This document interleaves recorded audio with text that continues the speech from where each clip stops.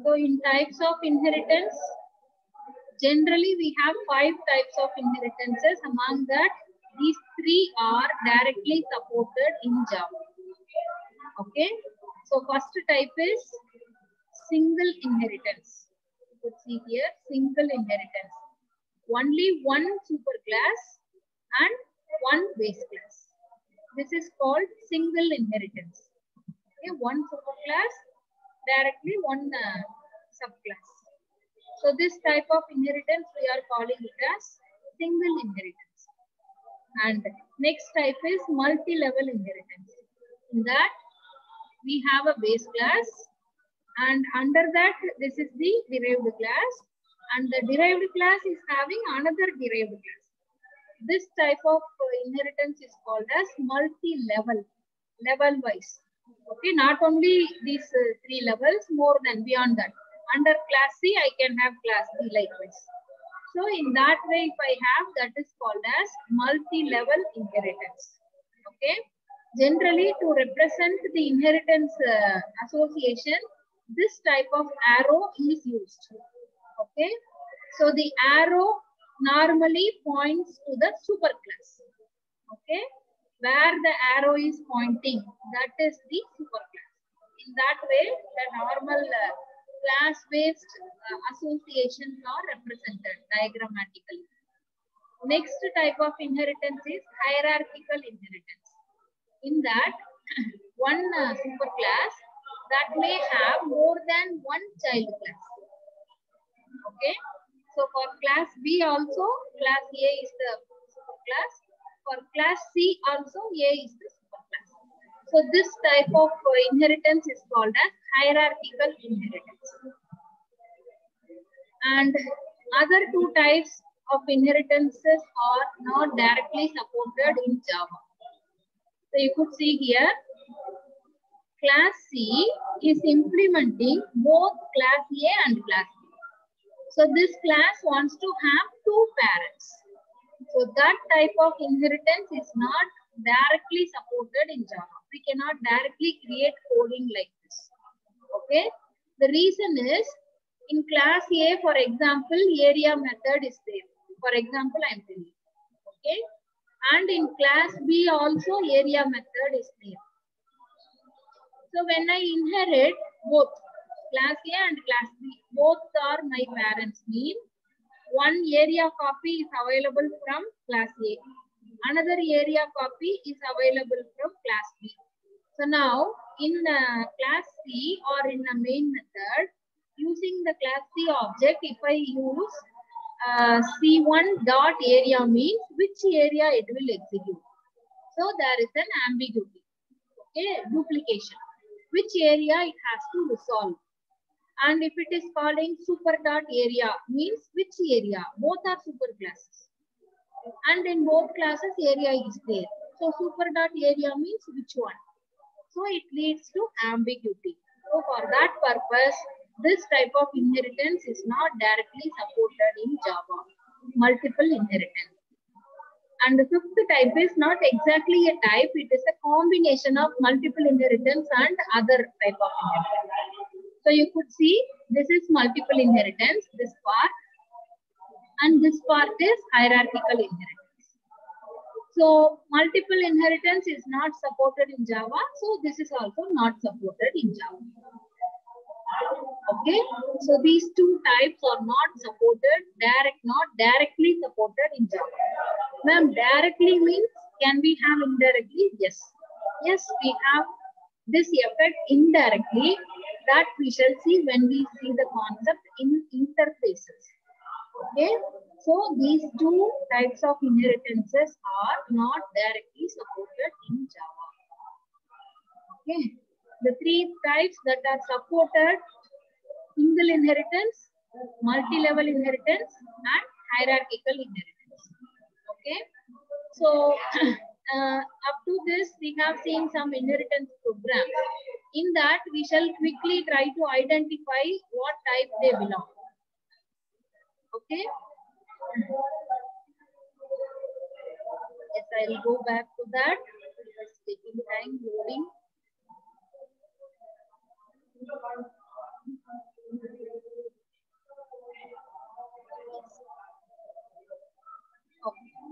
So we have seen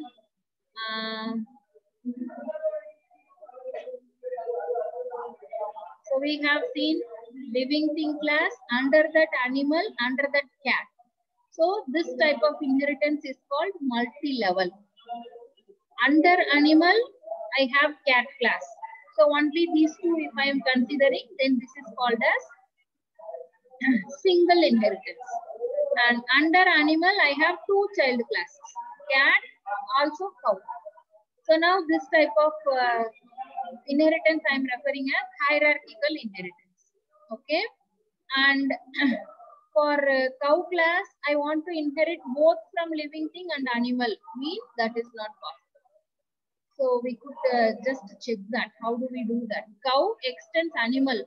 Also it wants to extend living thing.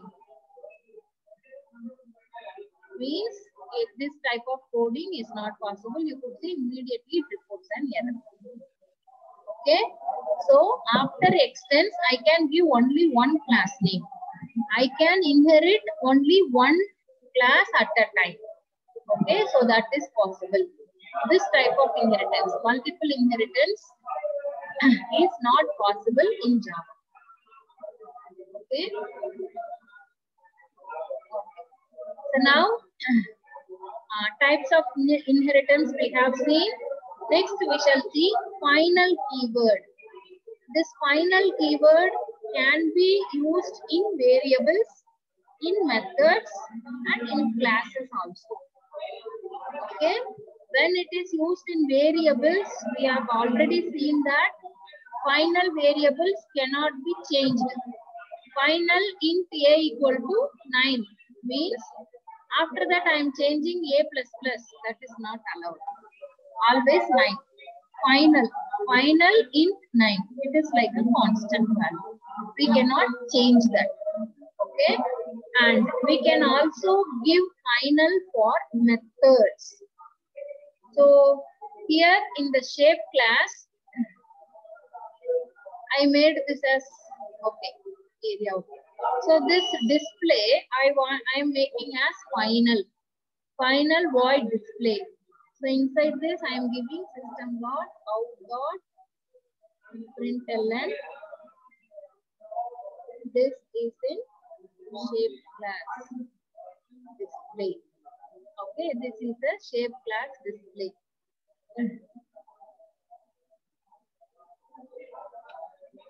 Okay, so now I made this method as final. So who is deriving this class? Shape5 rectangle. Rectangle is the child of shape class. So here I try to use display. Okay, you could see it is reporting an error. So I cannot use this display, or even I cannot access this.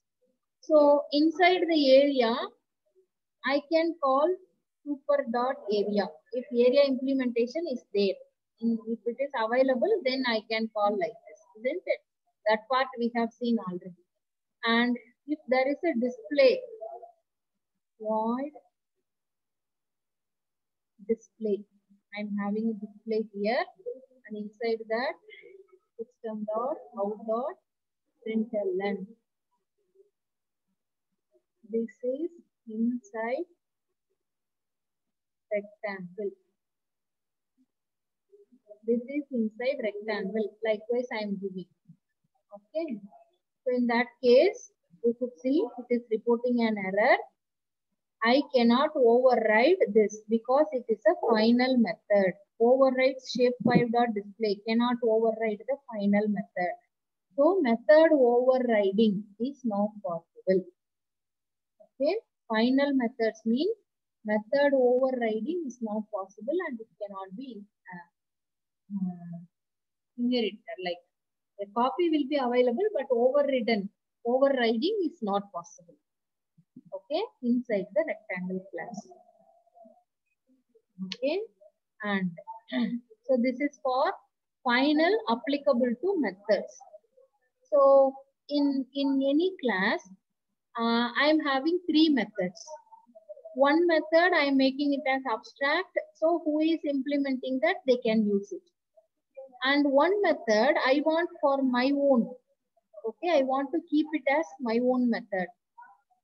So in that case, I can make it as final. No one can use this display. This name, no one can use. Whoever is implementing the child should not reuse this function name, method name. Means I can make it as final. Okay. So final methods cannot be overwritten. And final is applicable to classes also. Final is applicable to classes also. In that case, I am making this rectangle class. Okay, I am doing it with triangle class.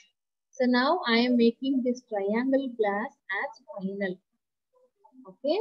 Now I am trying to create a child class for triangle. New class. I am creating a class called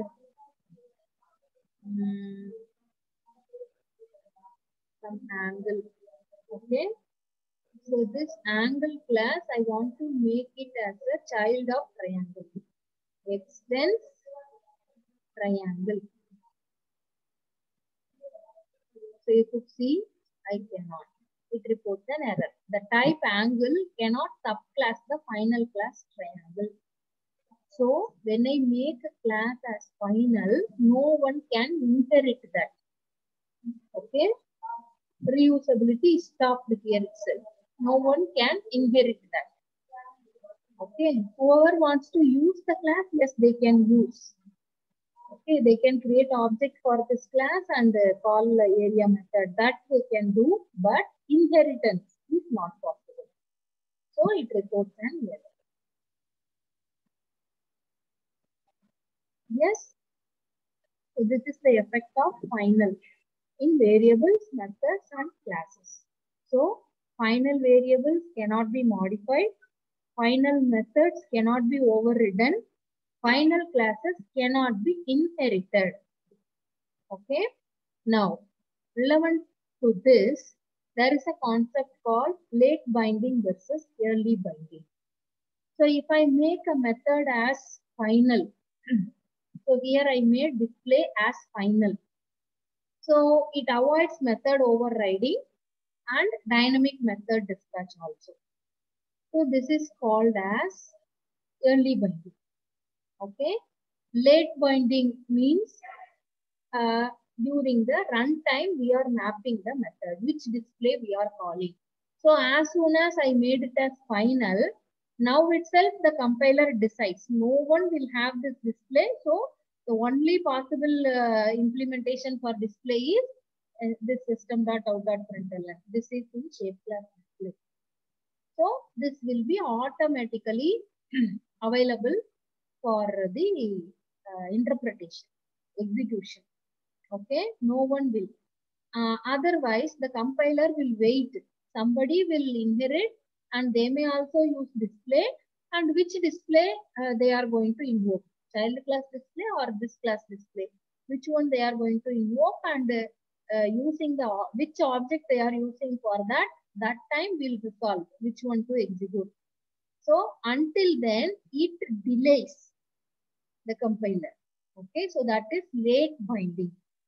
When I made it as final, there is only possibility to display only this implementation. No one can have other variations for this display. So that is called early binding. So when final is there, early binding happens. When final is not there, late binding happens. Okay. So that is having one sort of advantage. That is at runtime, dynamically we are dispatching, which is the correct execution. But there is no way, like I want to protect this method to have only one sort of implementation. Means, yes, I can make it as final. So it is simple for the compiler to early bind this code with the method name. Okay, so that is called early binding versus late binding. So when final methods are there, early binding happens. For all other normal methods, late binding will happen in case of inheritance. Okay. So now we may have a question. Can I declare a class both abstract and final? Is it possible? Just think. Abstract is what? When one method is not completely implemented. So the child class has to implement it. And I am making the class as final, meaning that I cannot create any child class for that. So these two are controversial, isn't it? When I make a class abstract means a child class should implement the method. When I make a class final, no child class can be created. So giving a class both abstract and final is meaningless. There is no logic in that. Okay. So here when I am making final abstract, immediately it reports an error. Can be either abstract or final, not both. Okay. So these two are controversial concepts. For final, no child can be created. For abstract, at least one child is needed. Okay. So these two cannot be used together. So this is about this concept. Okay. So next we shall see another important concept in Java. That is interfaces. Interfaces. So we can relate interface concept with abstract class concept. How it is related, I will tell you. So in abstract class, I have two methods. One method is abstract, the other method is having implementation. Okay. Now, both the methods are abstract. Only two methods are there. Both are abstract. In that case, totally there is nothing. No implemented method inside the class. So I can make it as an interface. Okay, I can make it as an interface. So I could define interface like this.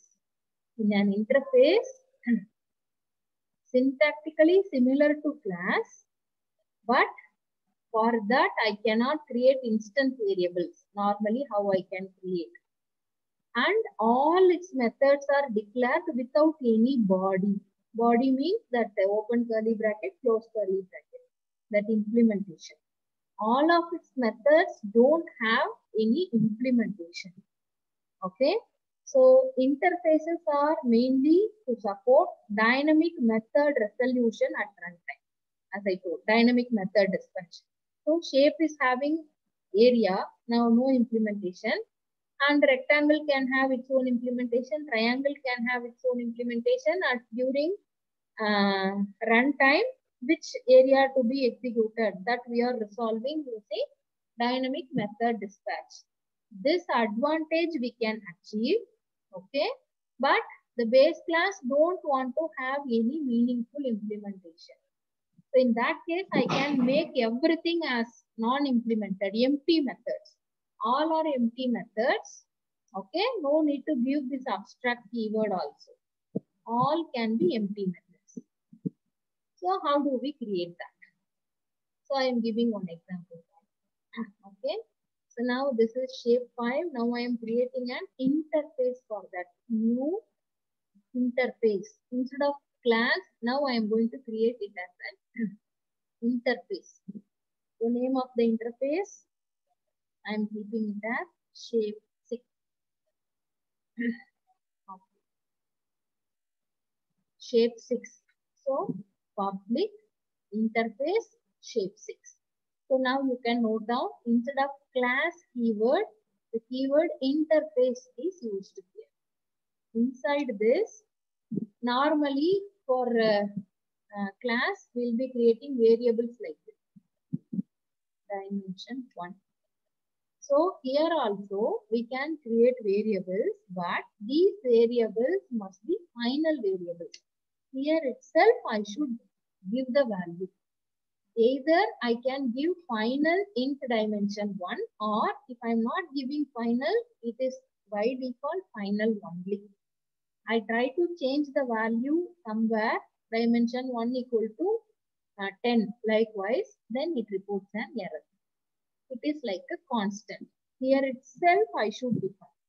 So we can say in interface, all the variables are final variables. We cannot change it. Okay, so we could see variables can be declared inside interface, but they are implicitly final and static. Static means what? For each of the object, different instance cannot be created. Any number of objects, only one instance commonly.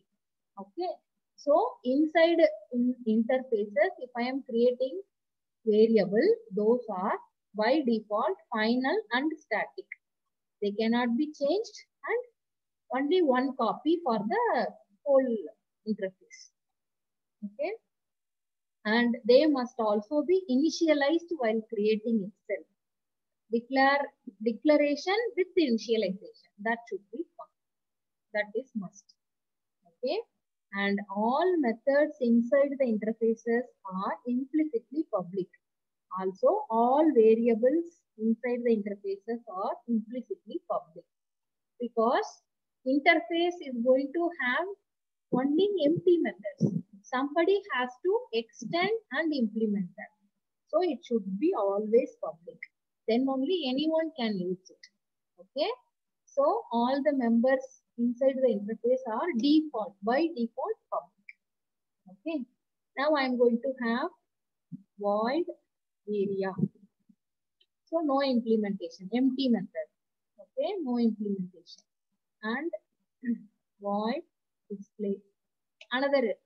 So this interface is having one variable, that is dimension 1, and 2 methods. Both are empty methods without any implementation. Why we are having like this? Like for student class, I want to make it student as a class common, and inside that calculate GPA as a method. Okay, calculate GPA is same. The same thing is to be used for mechanical branch, civil branch, automobile branch, chemical branch, CSE branch. For all these, the same should be used. So student is the base class. Inside that calculate GPA is there. Here I am giving, for example. Okay. It will show some error if I do like this. So I am creating an interface called student, and inside this I am having void calc GPA. So this method I am keeping. Okay, and one class is there, CSE department class. So they will be calculating GPA with some set of subjects. And mechanical class is there. They will be calculating GPA with different set of subjects. Okay, so they will use different methodology to calculate GPA. But I think that everyone should use the same name. So irrespective of the department, I want to simply use student name dot calc GPA. Likewise, I want to use. Okay, and the corresponding department relevant calculation should be executed, and the result should be displayed. Okay, so I want to make calc GPA as a common method, so I can put it in the interface. So whoever is creating CSE has to extend this interface. Okay, not here we will be calling it as extending, it is implementing, that I will tell you. Okay, so whoever wants to use this, they will implement this, and the same method they can use. Method overriding. Okay, so for that purpose, interface concept is available in Java. Okay, so this angle.java cannot extend to an angle. So it is always displaying that red color. So I am simply deleting. Okay. Shape 6. So shape is an interface, one variable that is final and static, and two methods, both are empty methods. Now, who is going to use this? Now I am creating a class. This class is use shape or rectangle. Okay, use shape, and my class name is rectangle. Use shape 6 rectangle. Okay, so this is my class. This is going to use shape 6. This shape 6 it is going to use. So how do I give implements? Implements shape 6. Okay, use shape 6 rectangle, implement shape 6. So what it should do? The copy of that dimension 1 that is also available here, and void area, void display, both are also available. So void area I can have here. So here what I can do? I can have extra variables. Dimension 2, int dimension 2. So inside this I can give system dot out dot println rectangle area. Rectangle area is dimension 1 into dimension 2. So these two are available for this rectangle class. So dimension 1 is a final and static variable. It is already assigned with the value 1, that is applied. And dimension 2, what I am giving here, it is not yet assigned value. So inside the constructor, I am assigning value for this dimension 2.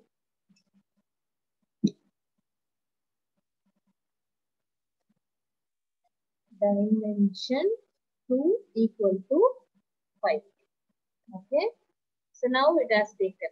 So why it is reporting error means one more method is there that is not yet implemented. So both the methods this class should implement, area as well as display. One implemented, one not implemented means it reports an error. You could see already it is showing some error. Void display. So inside that we can have system dot out of println. This is display inside rectangle. Okay, so just one display I am having. Why still it is dimension? Spelling mistake, so it is okay. Void area, void display cannot reduce the visibility of inherited method from shape 6. Public. Okay, so when we are implementing an interfaces method, we should make it as public. Otherwise, it reports an error because by default in an interface, these are public. So we cannot reduce the visibility with the default access specifier. So here also we should make it as public. Okay. So now, yes, use shape 6 rectangle is implementing the interface shape 6. So same area and display, these two methods are implemented here. For example, display I am not implementing here, only area I want to implement. This I am not implementing for time being. Okay, display I don't want, means it reports an error. Must implement shape 6 dot display also. Okay, so what I can do, I can make it as abstract.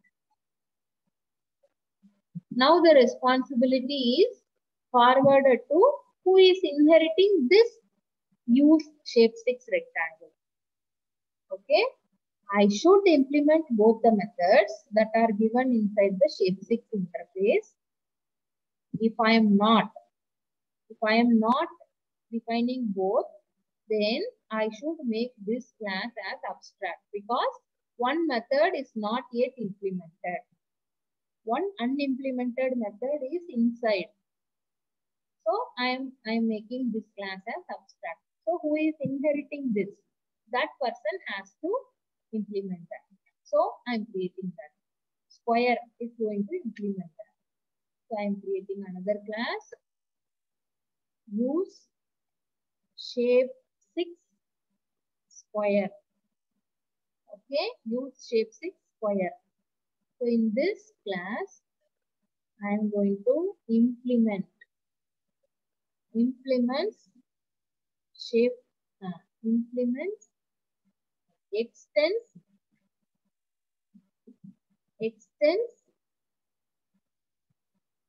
use shape 6 rectangle. Use shape 6 rectangle. So use shape 6 rectangle is having one unimplemented method, that is display. So that I should do. Void display. Inside that I should have one system.out.println.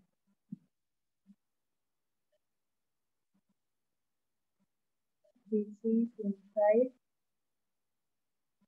square class display. This is inside square class display. Okay. So what it is telling? Multiple markers that cannot reduce the visibility. As I told, it should be public. Yes. So only one method is unimplemented in a rectangle class. Inside the square class, I have implemented. Okay. So now this is okay. Now I can create a main class. Here itself I can create main or separately. Public void main string public static void main, and inside that I am creating object for use shape 6 square. Okay, Q equal to new use shape 6 square. So object is created. Now I am calling u.display. So u.display, u.area. That also I can call. Okay. Now let us see what happens for this. Okay. Now I am running this. Use shape rectangle I am saving, and use shape square that also I am saving and I am running this. Yes. This is inside square class display and rectangle area 5. Spelling here. Rectangle area 5. So what we multiplied in rectangle class? 1 into dimension 1 is 1. Dimension 2 is 5. So 1 into 5, 5. It is displaying 5. Okay. That is coming. Now, this rectangle is having its own display. Means then that part I can call separately using this class object. As this is not implemented here, it has been made as an abstract. For this class, I cannot create object. Only for this class, I can create object. Also, for this interface, I cannot create object instantiation. But I can simply create reference. I can create reference. Shape 6 ref. Okay, this I can create. So I can make ref equal to u. At present, it is pointing to square class object.